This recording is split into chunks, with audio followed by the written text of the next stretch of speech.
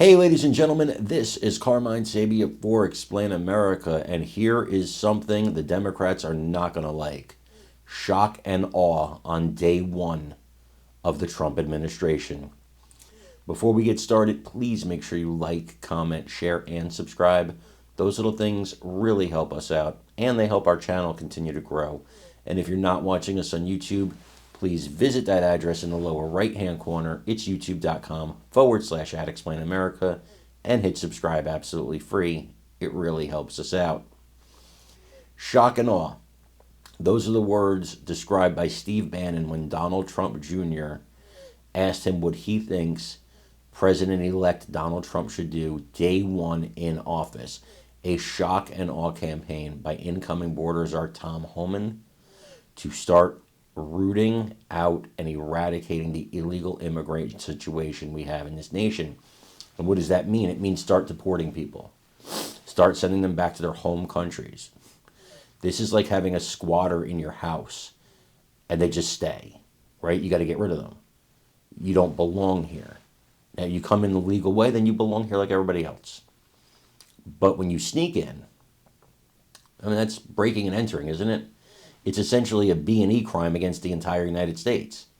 And so shock and awe might be the only way to do it. And here's why I support this, because a shock and awe campaign that would make the news would also get people to self-deport.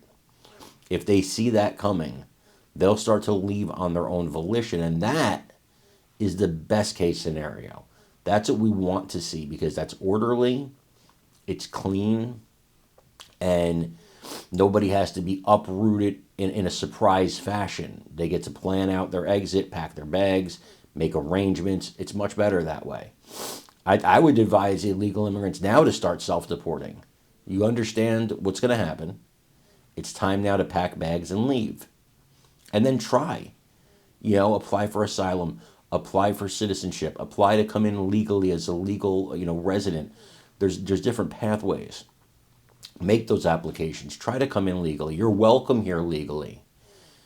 And I think that what Bannon's saying here to Trump Jr., I think is what's going to happen. I want you guys to listen to it and let me know what you think in the comments. Bannon War Room Minute One agenda for January 20th. Tom Homan told me to expect shock and awe, which I like. God knows we need it because it's been so bad for far too long.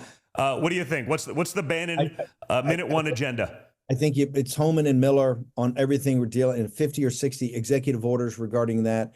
I think it's also on the economy. I think it's an immediate spending freeze.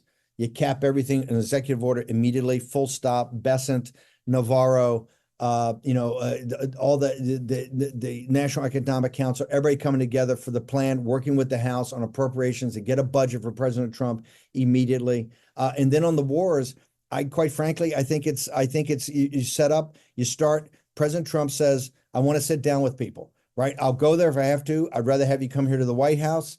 Also in the deportations, I think he immediately calls for a summit either in Mar-a-Lago or down the Rio Grande Valley, where he has the frontline nations, Mexico, Latin America. President Trump is best. You think he's good on stage, he's best in the room. And what I think in the first 100 days, we all think he should be in the room with the key decision makers in the Third World War to shut down the kinetic part right away. Also, the invasion of the southern border, that all to me should be in the first 48 hours. I'd also, since it's a Monday, I would, maybe the next day or the day after is call Congress back. He goes up there, he gives his inaugural address, and he goes back, he goes to Congress and gives that. The only thing I will say about the inaugural address, and this is a strong recommendation. Last time I think it would have been better if he did the whole thing.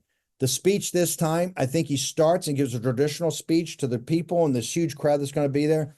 I would strongly recommend halfway through, just pivot the podium and turn to the political class of Washington, right? With the people to his back.